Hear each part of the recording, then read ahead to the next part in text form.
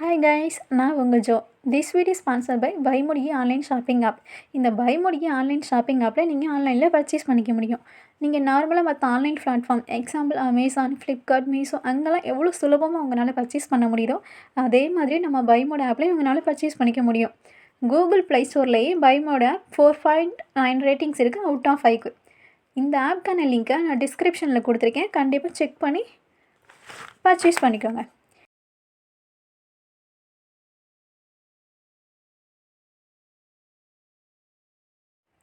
ஒருவன் ஒரு பெண்ணை திருமணம் செய்து அவளோடு கூடிய பின் அவளை வெறுத்து அவள் மீது அவதூறு சொல்லி அவளது பெயரை கெடுத்து, நான் இந்த பெண்ணை மணம் முடித்தேன், ஆனால் அவளோடு உறவு கொண்டபோது அவள் கன்னியலை என்று கண்டு கொண்டேன் என்று கூறினாள்.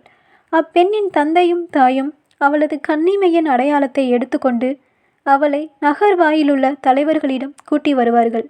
அப்போது அப்பெண்ணின் தந்தை தலைவர்களிடம், என் மகளை இந்த மனிதனுக்கு மனைவியாக கொடுத்தேன், அவனோ அவளை வெறுக்கிறான், அத்தோடு உன் மகளிடம் கன்னிமையை காணவில்லை என்று கூறி அவளை பற்றி அவதூறு சொல்கிறான். இதோ என் மகளின் கன்னிமைக்கான சான்று என்று சொல்லுவான். பின்பு அவர்கள் நகர் தலைவர்களின் முன்னர் அந்த துணியை விரிப்பார்கள். அப்போது அந்நகர் தலைவர்கள் அம்மனிதனை பிடித்து தண்டிப்பார்கள். பின்னர் அவனுக்கு 100 வெள்ளிக்காசுகள் தண்டம் விதித்து அதை பெண்ணின் தந்தையிடம் கொடுப்பார்கள். ஏனெனில் இஸ்ரேலின் கன்னி ஒருத்தியின் மேல் அவன் அவதூறு கூறியுள்ளான். அவளே இவனுக்கு மனைவியாக இருப்பாள். அவன் வாழ்நாள் முழுவதும் அவளை தள்ளிவிட முடியாது.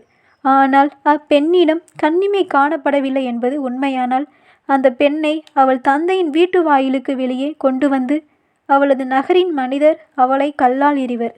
அவளும் சாவாள். ஏனெனில் அவள் தன் தந்தையின் வீட்டில் இருக்கும்போதே வேசித்தனம் பண்ணி இஸ்ரேலுக்கு இழுக்கானதை செய்தாள். இவ்வாறு தீமையை உன்னிடமிருந்து அகற்றி ஒரு மனிதன்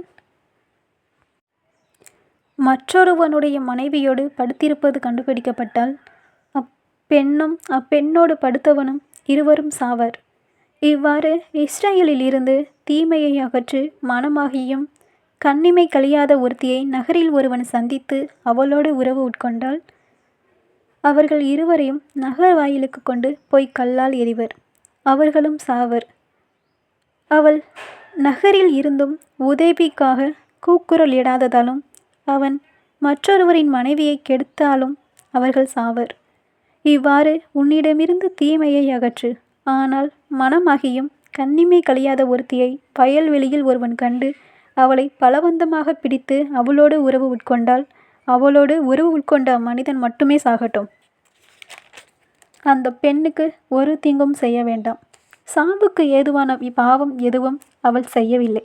தனக்கு அடுத்திருப்பவனை ஒருவன் தாக்கி அவனை கொல்வது போலத்தான் இதுவும். ஏனெனில் அவன் அவளை வயல்வெளியில் மேற்கொண்டான். மனமாகியும் கன்னிமை கழியாத அவள் கூக்குரலிட்டும் அவளை காப்பாற்ற எவரும் இல்லை.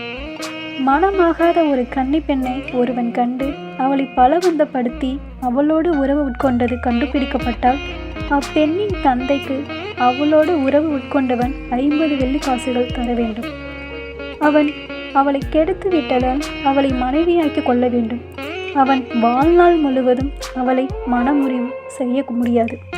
எவனும் தன் தந்தையின் மனைவியோடு கூடலாகாது, தன் தந்தையின் படுக்கையை இழிவுபடுத்தலாகாது.